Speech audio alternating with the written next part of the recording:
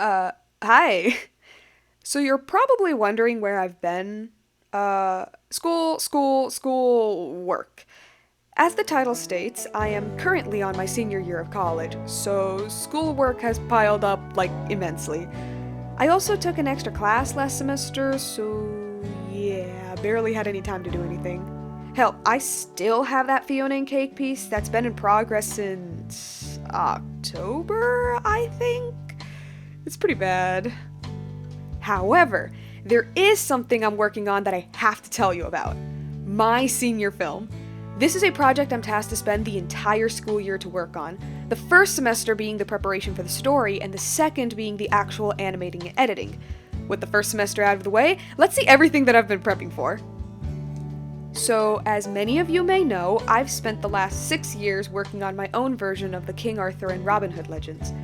The film I'm working on is based on one of the chapters of my Robin Hood story, which in itself is based on the ballad A Guest for Robin Hood. Jest? I don't know how to pronounce that. The story is about a knight who's losing everything due to debt, and feeling bad, Robin Hood decides to help him. The reason I chose this chapter specifically is because out of the whole story, this is the one that requires the least amount of context. It has all the basic Robin Hood stuff while still hinting at the story that I have written. Perfect for an audience that knows nothing. So the first thing I did was make a reference sheet of Robin himself, including full turnarounds, expressions, notes, and sketches. I've had Robin's design done for a while now, since I basically started the story, so there wasn't much in terms of figuring things out. Except the hair. Robin's hair was always a mess for me. Still, this project was super fun, and I loved getting into all of the little details of his design and how it should work. I also created a simpler reference sheet for the knight, and I did not make one for Little John, because he's not important enough. I made 2 versions of the turnaround, mainly because the cloak covers most of his body, so I figured I needed one that actually shows it. And oh boy, those tatters are gonna be real fun to keep track of. Here's a head turnaround, an expression sheet, and some fun little poses. Hands down my favorite part. I made some little sketches that go more in detail of how his design works, and some more fun poses. The next thing were sketches to show off my idea. Think of it like a rough concept art in a way. I already showed these, so there's not that much to say on them. After I did that, I started working on the script. This was one of the hardest parts to get right, because I was trying to condense a whole 11-page chapter to only a few minutes. I had to streamline everything, from the characters to the dialogue. But I actually really like how it ended up.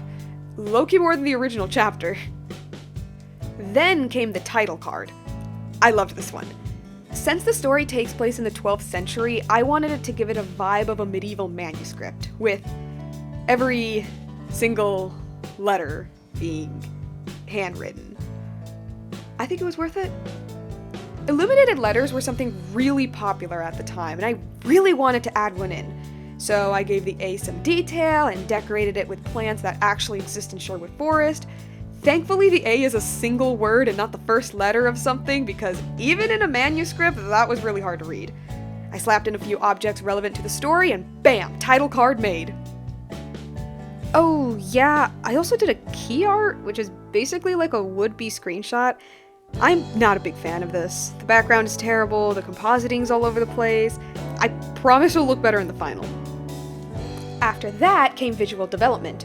That's when you take all of your ideas and concept art and actually start developing everything. The reference sheet was already part of it, but we also did color scripts, another terrible background, and yes, the thumbnails.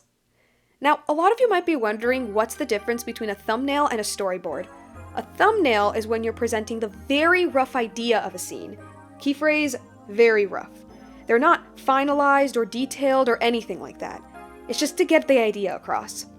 This was probably my favorite part, as I could finally show my vision to everyone. Before we made it to the storyboard, we had to make a rough animatic, which was honestly just blowing up the thumbnails and timing them to rough audio. You'd probably seen these if you looked at deleted scenes from Disney movies. Most of the times they're just scribbles with the artists doing their own voices. And finally, the final project of last semester, the completed animatic. Develop that thumbnail, change a shot or two, add some more movement, clean up that rough audio, and stare at a million drawings of forests so you can draw actually good backgrounds so your background artist knows what the heck they're doing.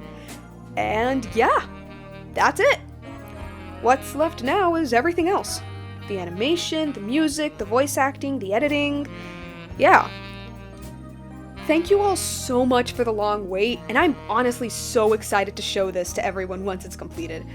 These two boys and their stories mean a lot to me, and to get one to the closest thing to a professional production is a dream come true. But of course, I have to finish it first. Well, that's pretty much all there's left to say. I guess I'll end it with a little sneak peek. And yeah, that's it. Like, comment, subscribe, all that jazz, and until next time.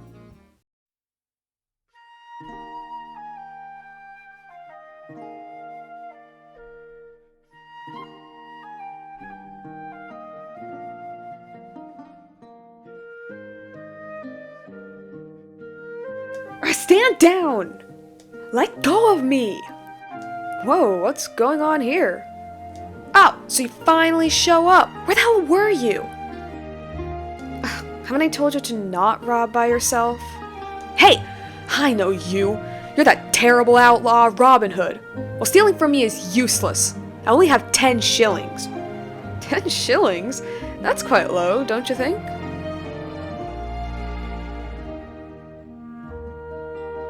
I told you! It seems like a lot happened to you. We're gonna have dinner soon. Want to join us? What?